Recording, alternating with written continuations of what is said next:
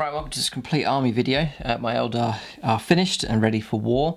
It's a brand new list for them, and in this video we'll go through that list, we'll build it up, we'll bring in all the different units and the miniatures, and then we'll zoom out, take a look at the whole army, and in this video we'll cover things like the whole tactics and strategy of the army, how I plan to use them in games, and then why I've chosen different units, different loadouts and upgrades and so on. And then I'll give you all the points values as well, so the full list will be in this video. It's 2,000 points for the Eldar, and really a lot of, well, they've been struggling, one defeat after another, so trying to find a winning combination with them. But at the same time, there's a number of key units that I really like, and I'm going to try and keep them in the army and make them work as best as possible. But we'll gradually build up this army here in this video. So it's 2,000 points here of Eldar. It's quite an elite army. The structure of it, first of all, just for command points, it is battle forged, so 3 command points for that.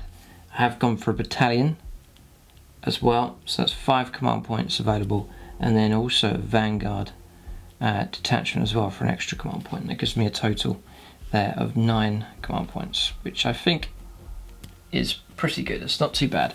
It's quite an elite army, so I'm glad to have that battalion. 9 command points is pretty good. I can some flexible options there, and a good use of the stratagems, plenty of rerolls and so on available now for this force. I've never had that many for the Eldar, so it's a good position for them to be in. So it's 2 different craft worlds, each of a different role. First is Leanden here, and this will be the vanguard detachment here. So the first HQ, I had dropped him from the list for quite a while, but I have gone back to Prince Uriel, which is good. He's one of my favourite characters for the Eldar, and he is pretty good. So I was sad to drop him from some of the previous lists, but he's back in. I think he's a bargain as well. This is the vanguard detachment we're putting together, so you have to take 1 HQ. It's Prince Uriel, and he is 100 points. And for that, I think he's pretty good. Nice and quick, movement 7, as most of the Eldar are. Weapon skill and ballistic skill 2+. 6 wounds, which is really good. 4 attacks, 3 up save. The stat line's pretty good.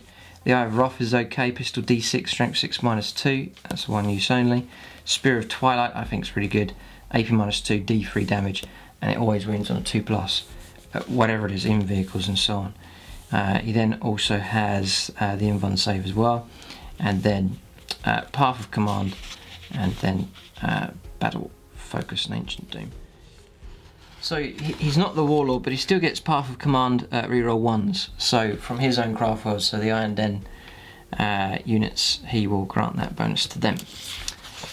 So that's the HQ, and the model. It's just here painted up in my sort of turquoise style. If you like this black, white, turquoise colour scheme, check out the painting tutorial on the channel here. I'll show you how to paint one of the Eldar models, and you just can simply apply that colour scheme to all the different Eldar models and vehicles. So there he is. So glad to see him back. So for these 2 craft worlds, I'm going to play aggressive with the Eldar. I had been previously playing like a gunline style, and then some units attacking, and sort of the attack wasn't very strong, and then the gunline was usually outmatched by other armies that could do gunlines a lot better, armies like Ashford, Tyrant, Tau and so on. So what I've gone for now is a much more aggressive side to this Eldar army, like I used to play with them, so trying to get in with the theme of the Eldar, this ambush, quick manoeuvring, stylish sort of play. So it's quite an elite army, and the idea is to try and protect them as much as possible so that they're able to get into close combat and close range for shooting as quickly as possible, and taking the least amount of damage as well. So a couple of little tricks and things I'm going to show you here just to try and reduce that damage down, and sort of some overall army tactics as well, but I'll cover that once the units have been revealed. So Prince Uriel. Then for HQ, now this is a spare warlock that I have, but taking him, when I get the model, taking him as Spirit Seer, because I do have a spare 10 points at the end of this list, so I can run him as a Spirit Seer here, and he'll be 65 points. or the Warlock's 55. Either or, it doesn't matter. But I do have a spare 10 points, so I can make him a Spirit Seer. So put him in. I'll cover. Yeah, it's sort of need to know the other units before you see what his job is, but a very crucial unit to have. So that's those 2 HQs. That's 65 points. I'll put the Spirit Seer down because I do have the points for him. So 65 points. Then it's Vanguard. So Elites next. This is a unit I almost dropped, but just I had to put in. I can't leave them out, otherwise you need to have these in the army. So it is the Striking Scorpions, which I think they should do okay. I've found that Striking Scorpions seem to be best for character hunting and assassination, because you've got 10 of them for the opponent to try and get through. The mortal wounds are great for taking out high-powered characters, and also the Exarch with the Scorpion's Claw. He's buried in that unit as the last one to die. The opponent's got to try and get through all the other regular Scorpions in order to get to him. So I found Scorpions quite good for picking on characters and taking them out. But Striking Scorpions then, they come in at 152 points. That's for 10 of them. Paying the points to the Scorpion Chainsword. So just a nice lot of attacks, pretty good for chewing through infantry, and again for characters, like I said, pretty good as well. And then the Scorpion's Claw, a decent enough weapon, strength 6, AP -3 and D3 damage. So pretty happy with that. So the Mandy Blasters dealing out mortal wounds are pretty good on 6s as well. Masters of Stealth, so I'm able to deep strike them in as well. And then the sustained attack's pretty good for the Exarch, but they're not the hinge of the army, they're just a supporting unit. But I'm glad to have them in, glad to have them at a full strength unit of 10, so 152. Then that's the Scorpions here. They have seen many a battle on the channel, right from the early days, and they're still here. And the models, in my opinion, look fantastic. They'd be hard to replace. Yes, this is the old lead models for these. So they bulk the army out quite nicely. Just a nice variety of colours as well being added in. So that's the Scorpions. The next elite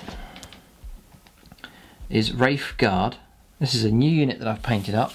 They're really there to replace the Fire Dragons. Fire Dragons I've found a little bit soft, so I've gone for Wraithguard instead. Similar kind of firepower from them. So I've gone for a unit of 5. So we'll put these here. So as you can see, this is quite an elite army here.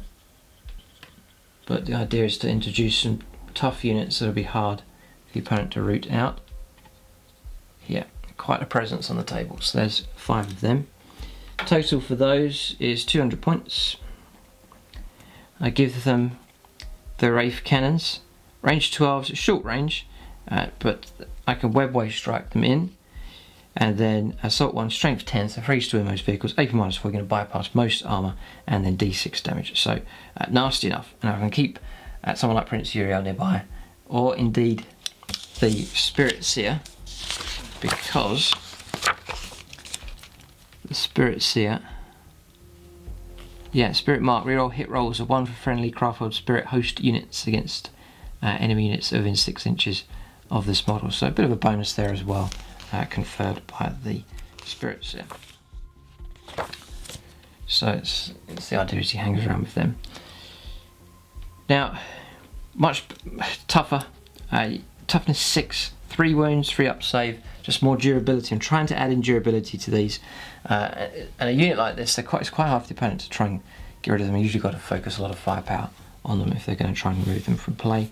I do like the rules for them here, implacable. They can fall back and still shoot, so a unit that can't really be bogged down in combat unless they're entirely surrounded or something, they're pretty good. They can pull out and keep firing.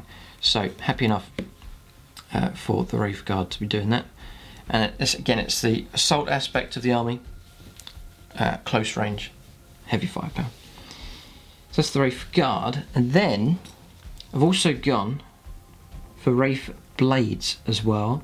I had the swords, but they were magnetised, so I swapped them out for the Ghost Axes and Force Shields. A unit of those, 5 of them is 225 points, another elite unit. But again, adds quite a presence to this Eldar force. So, there's 5 of these. Like so. Never played this combination before, so it would be fascinating to see how well they do. But now you can see the army bulked out quite nicely by these. They're big models, big unit. So 225 points. Now, again, they get more attacks, 2 attacks, extra attack on the charge, 4 up invuln save, 3 up regular save, and again strength and toughness is all good here. The ghost axe is +2 strength, so we're fighting at strength 7, so we're forced to win most vehicles.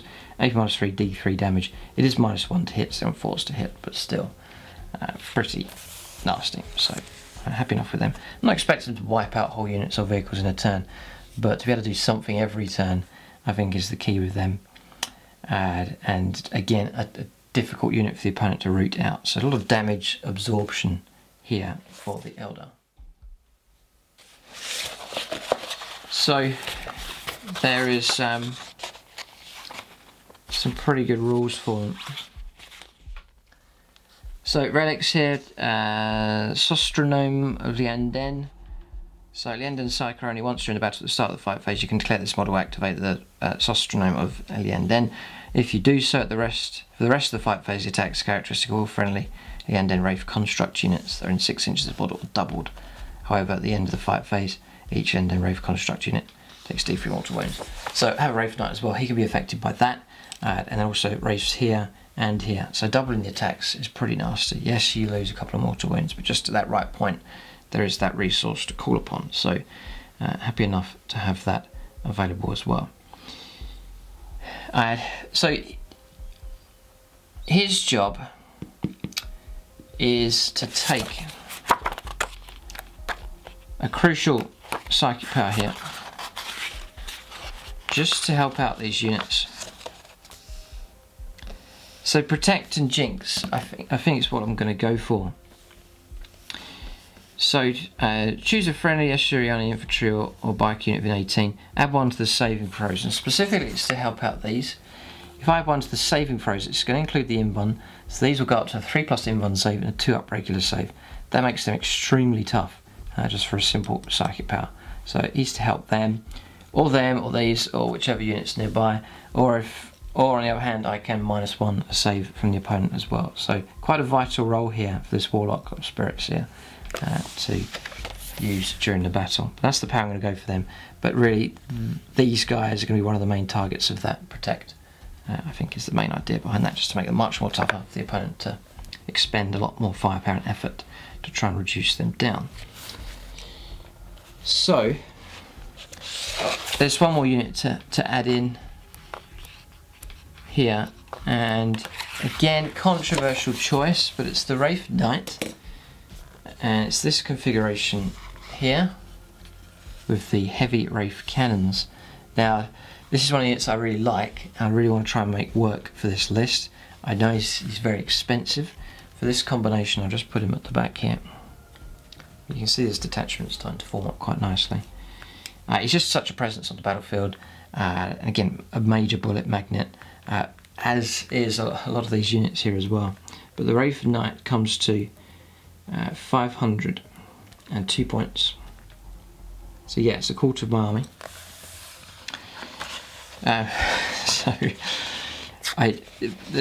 There's a bit of it's interesting play here. If the opponent does go for him, which is going to happen a lot, if they put a lot of effort into destroying him, they'll neglect firing at the rest of this force, which I still think I can do well enough with if I can get close enough with these units.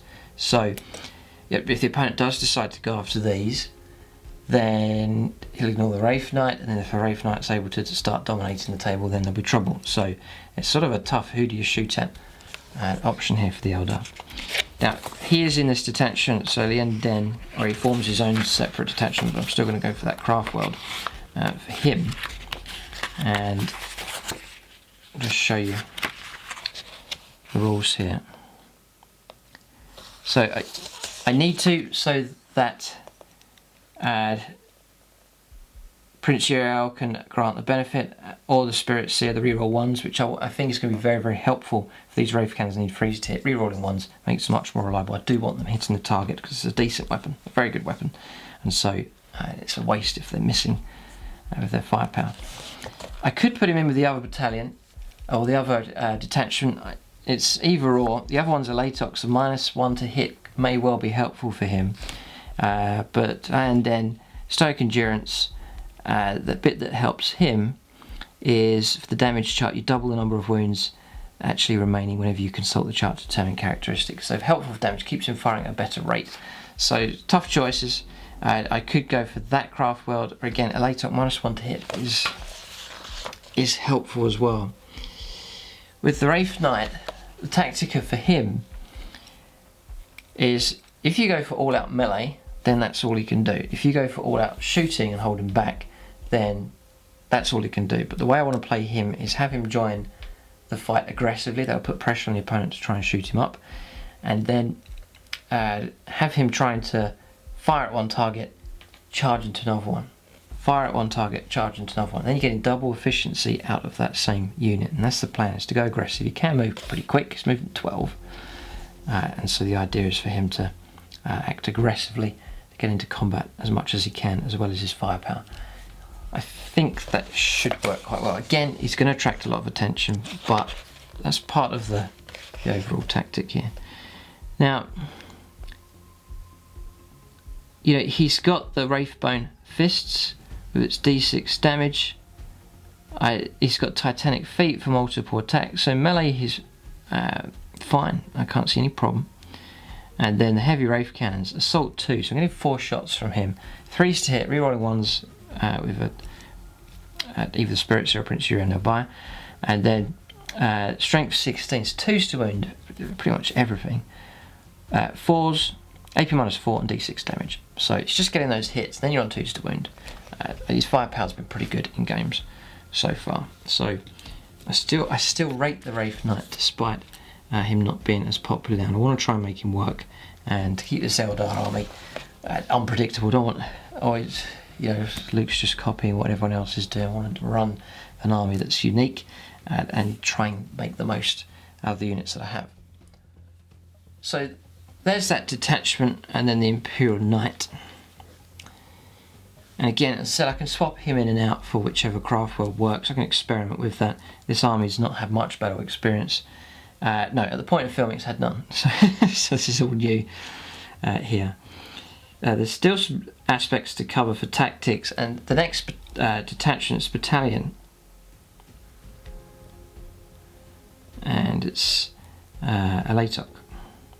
So you're looking at -1 to hit, and this is where I'm going to play a bit of trickery here for the Eldar, and this next detachment is quite an important, a very important part of the overall tactica of the army.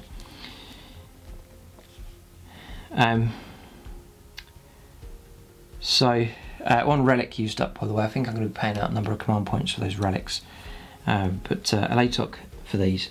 So to make a battalion, I have to take 2 HQs. The first HQ is a Warlock, and definitely only have the points just for a Warlock. They have been upgraded in points cost for the big FAQ, so let's see if I can fit these in here. I'll put him just there. He's 55 points now. I would have made him a Spirit Seer again, but that's all that I have, so 55 points. I was going to have 3 Warlocks in the army, but with the points hike, I've just got 2. So 55 points for him. Then his job is to take, we'll cover the psychic power for him now. And again, I can choose whatever psychic powers, but I'm pretty set what I'm going to go for here.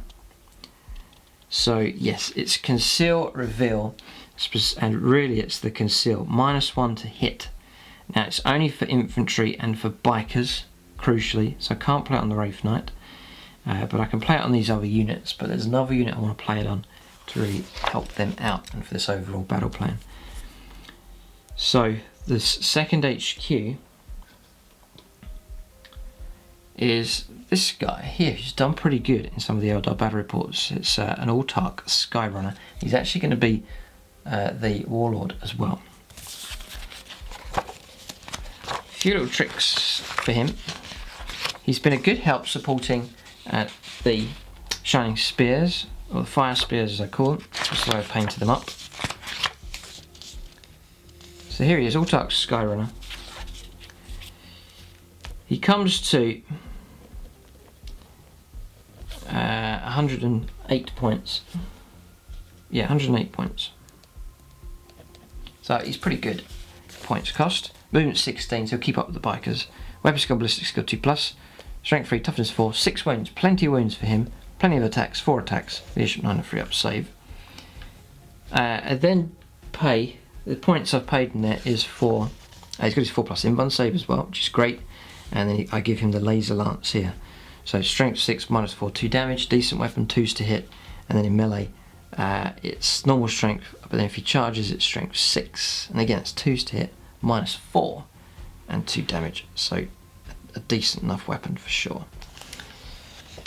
So path of command for him, rerolling 1s for the Elatok Craftworld units nearby, and then and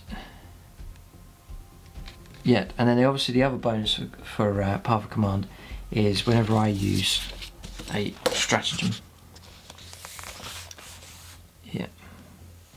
Or a d6 for each command point spent when using stratagems. Oh, it's for command points. So if I use a 3-point command point, a stratagem, 3-point stratagem, I roll 3 dice. If I get 6s, it's immediately refunded. So it just helps keeping some of those command points running, and I should recover a couple of them at least. So really effectively looking at about 10-11 command points in this force if you have him ready. So again, an assault-based aspect here with him. He's to join in with the assault to the tip of this Eldar spear, to be led by him. So he's a Latox. Interesting. He's -1 to hit. Then the Warlord trait. Bit of Eldar trickery here. He's got a useful roll, and it's this one. Yeah, it's an eye on distant events for him. So just put that in.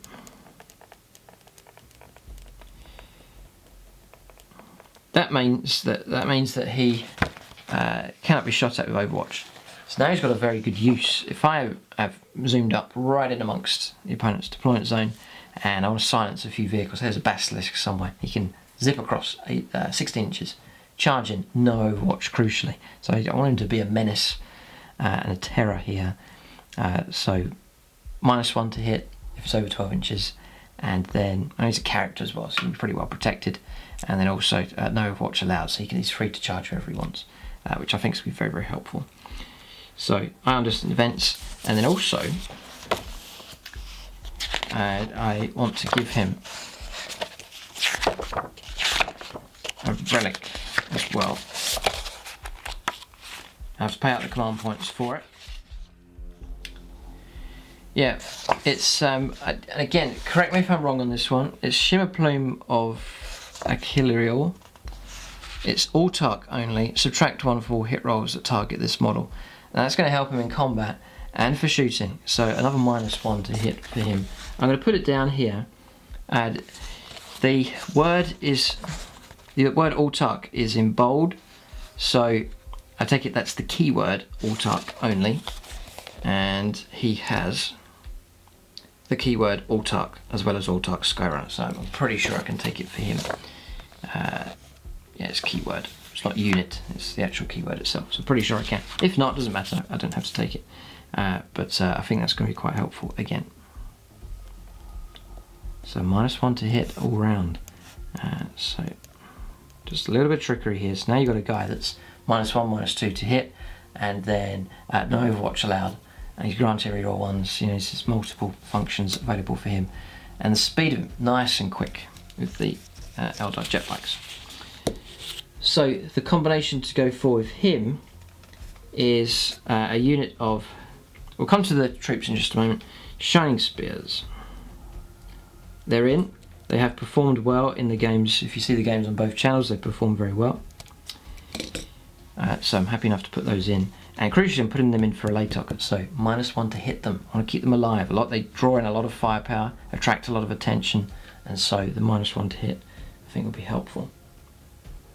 And again, quite a presence here on the battlefield, and then introducing a bit of orange now. I've got green, turquoise, and then some nice orange colours as well.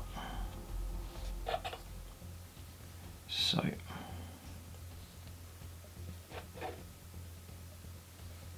like this, 5 of them. All of a sudden, the army's brightened up like a ray of sunshine here. Shining Spears, 5 of those then, and they come to 157 points. That's taking Laser Lances, Star Lance for the Exarch in there as well. So -1 to hit. Now he can tuck himself behind them. So now you've got this wedge here. Shining Spears flying up the table. I'll talk a bit about the overall army Tactica and just a bit later on. But this combo working here. Now they're reroll 1s for shooting and in combat, thanks to him being nearby. Now he has a shield.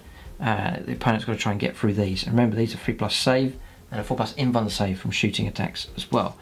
This is another unit that I can use that protect on from the Spirit Serial Warlock just here.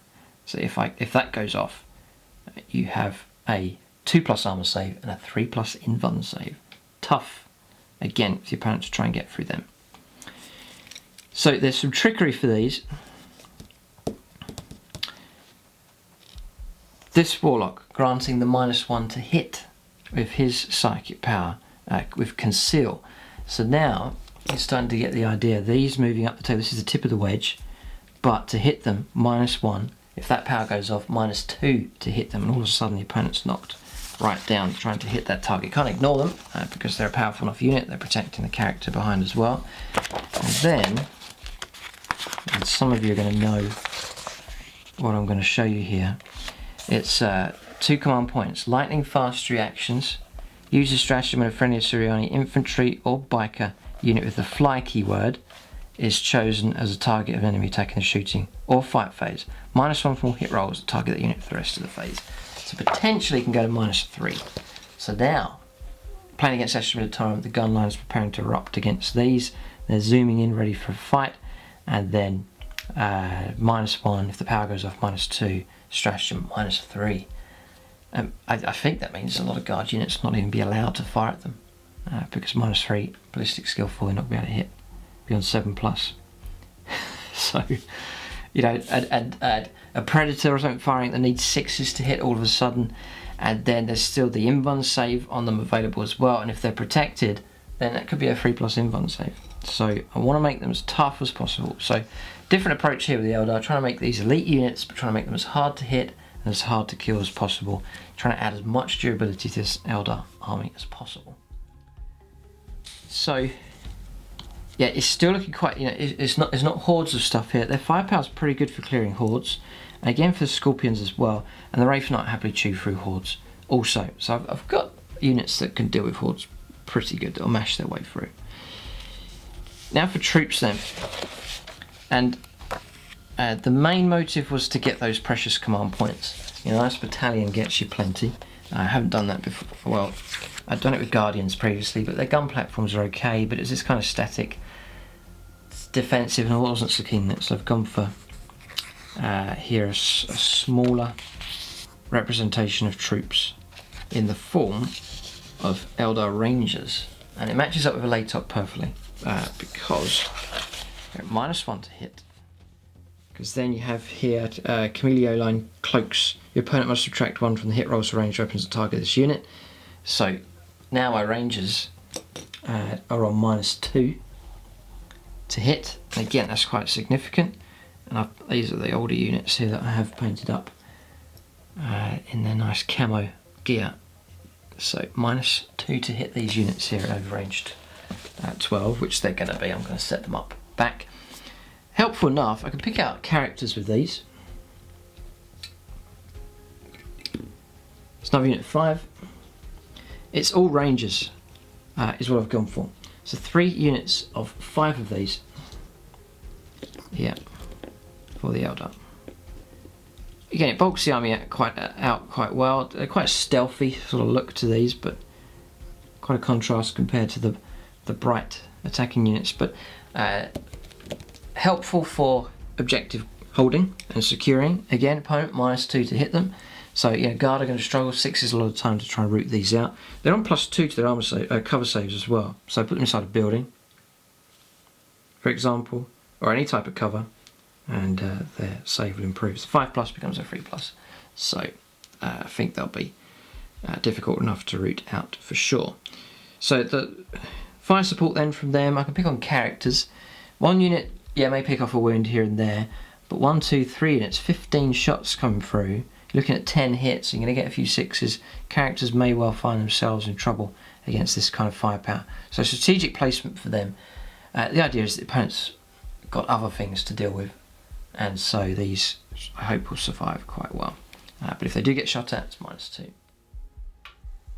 So that's the battalion then. Rangers is 60, 60 and 60. For the sake of that many points, I've got myself 5 command points, which I can use on the relics, webway strike as well, and so on.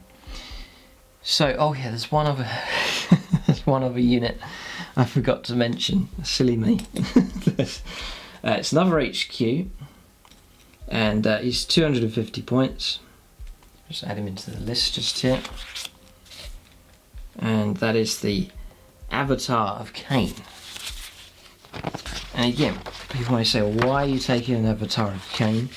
But again, it's a unit that I really like, and so I really want to add him into the army. So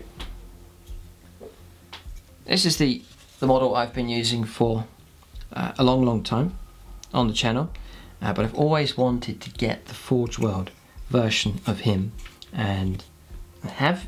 Here he is. Okay, he's a fair bit bigger, but oh look, he matches.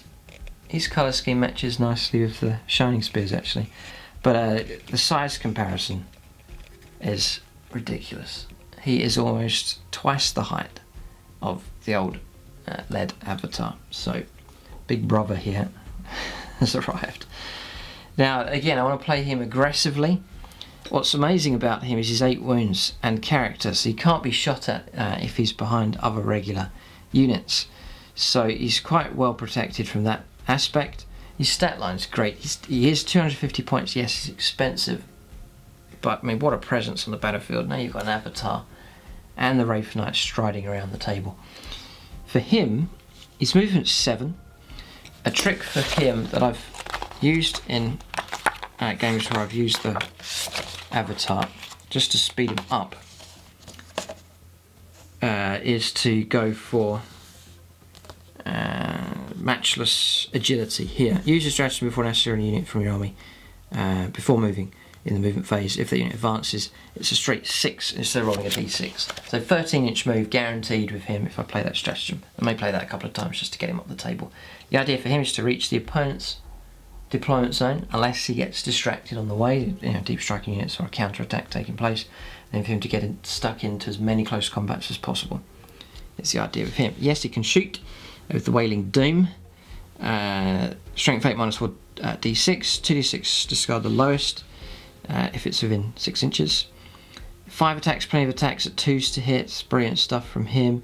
8 wounds, strength of toughness 6, 3 up save, you've got a 5+ invuln save, 5+ ignoring damage that comes through as well for wounds or mortal wounds.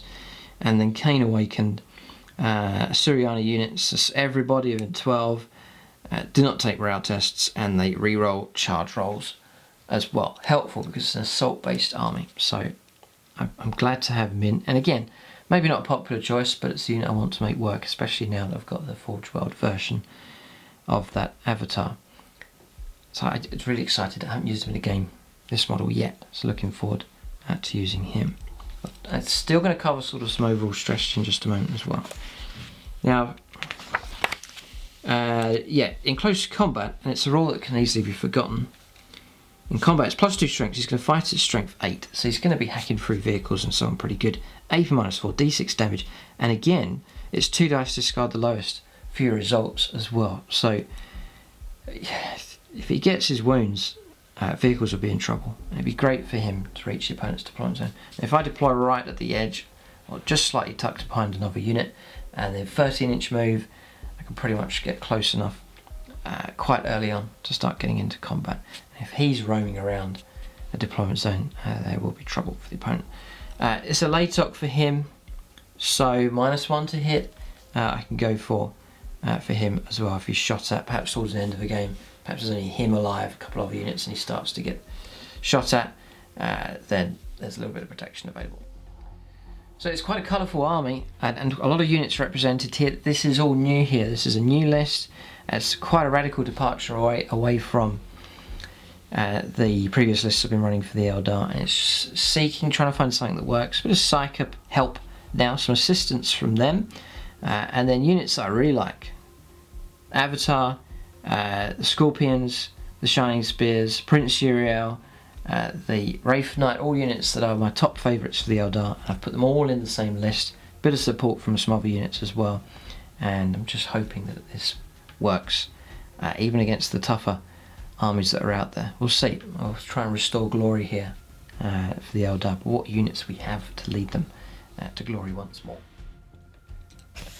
So there's another relic. You are allowed to take up to 3 of them. Yes, if I play Treasures of the Craftworld and pay 3 command points, you get 1 relic for free, and I can play an extra 2. So the Prestostronome bonus on the Psyker, that's 1. The Shimmer Plume on here is 2, and then another one. And again, correct me if I'm wrong on this one. I could be wrong on this one. The first time this model is slain, roll a d6 for each unit, friend or foe within 3 inches. On 2 or more, that unit suffers d3 mortal wounds. So again, getting him, I want to put it on him. If at least 1 mortal wound is inflicted as a result of this, and the model is not slain, but it remains in play with a single wound remaining. So there's a chance for him to get back up. Now, if I'm allowed to, and again, leave that in the comment section, but I think I can. If I can't, I'll just not spend the extra command points to get that. And if he gets back up, he's got 1 wound. It doesn't sound much, but on 1 wound he still fights at his full potential. And so I'll be happy enough to have him resurrected. There is also the option to go for the Stratagem Avatar Resurgent. It's 3 command points, but he gets restored in the fight phase. It needs to be in the fight phase. It's d6 wounds restored to him, and that's pretty potent. But it's just a matter of will I have enough command points at that stage. By the time I get into combat with him, I probably would have burnt through most of my command points anyway. So just totaling up points here, 1984. If I go for the Spirit Seer, it's 1994 points, so a couple of points spare there, but 1994 points, just short of 2000. I want to cover a little bit of tactical stuff here, just to show you what can be done. So we'll stand back in just a moment and take a look at the whole army as well. But the way I want to play this is, if you can imagine, and this is either deployment or after I've moved on turn 1. So these guys out the front of my army. You know, the danger is turn 1, being crippled on turn 1 if you don't go first. Or as these move in, I do go first, being shot to pieces on turn 1. So I can't help being shot at. There's nothing you can do. The opponent's going to fire at you. So all I can do is try and protect units, and then also to make them as hard to hit as possible. So these guys out the front here to lead the way, either in deployment, so they'll be at the front during the deployment phase, or after they've moved, they'll be at the front. -1 to hit them. And then also the Stratagem, Lightning Reflexes, another -1, and the Psychic Power as well. If I get turn 1, I can play the Psychic Power. These can move up. The Psychic Power range is 18, so after the movement of the Warlock, it should still be in range to help them out, no problem. So potentially a -3. And that means the opponent's going to, if he wants to try and cut through these, it's a lot of misses coming through, and a whole army could fire at them, they could still remain. Behind them, stacked up, say it's deployment time, or during the deployment stage, I do things like this, stack him up like that. The character's now protected by these. He cannot be shot at unless it's by snipers. The opponent's got to try and get through them in order to get to him, and it means I can deploy up as high as possible. I don't have to hide at the back, and you know, when do I come out, when do I move up? He can deploy nice and high up the board, and these can move out, and then he can do his 13-inch move and get as close as possible to the opponent. Other units as well, characters I can do that with, so Prince Uriel, all of my Psychers, these are all characters that can disappear behind this screen, and also the Autarch as well, like so. So now I've got a screen here that's hard to hit and hard to kill, because I can also play the Protect on them and give them 2+ save and a 3+ invuln save. So imagine 6 to hit a target, and then they've got a 3+ save or a 2+ invuln, or 3+ invuln save, 2+ save. So a bit of Tactica here, just trying to think of ways to preserve this army, but I can protect all of these characters with a very hard to hit screen. That's the overall plan. See what you think, leave your own comments, but that's sort of the idea that I've come up with, to try and protect these. Then you say, well, what about the protecting these Scorpions? Well, they can deep strike in. So I want to manoeuvre on turn 1 so they can stay off the board, and then turn 2 is when I start deploying these to help out, so they're fine. What about the snipers? Remember, they're on -2 to hit, so they can deploy a bit further back and hidden away in cover, so they're nicely protected as well. And then what about the Wraith constructs here? I may well play Webway Strike at least on one of these, if not pay out the command points to play it on both and keep them off the table so they cannot be shot at. If they're not on the board, you can't be shot at. And when the time's right, when I've manoeuvred into position with my characters, I then bring them in turn 2 or turn 3, and then they arrive nicely protected. And if they land near him, I've got reroll charges available for them as well. And if I land them near Prince Uriel or the Spirit Seer, not the Spirit Seer, yeah, it applies for them, then I get my reroll 1s as well. So I'm sort of liking the idea of this. Bit of trickery here, but I think it's what the Eldar need. The other aspect is the Wraithknight. What about him? Usually, well, he's just going to be shot at. But I think there's a bit of a phantom thing going on here. If the opponent thinks the might of the army is in the Wraithknight, I think they'll be wrong. I think this is the area here where the danger is. And if they do expend all their firepower taking out the Wraithknight, then this lot here is not going to take as much damage. And the key, I think, is some of these characters here can really cause trouble, and these Wraith units as well. And of course the Shining Spears are the units that can really cause trouble for the opponent. Alright, so there's the army. It's hard to get them all in the picture just with the height of the Wraithknight, but that gives you an idea of the list. I suppose Eldar have always been elite. I went for a bigger army with the Guardians in the previous battalion that I had, but as outclassed I found, so I've gone back to elite for the Eldar here, and then as we discussed earlier, some tricks to really try and help them out.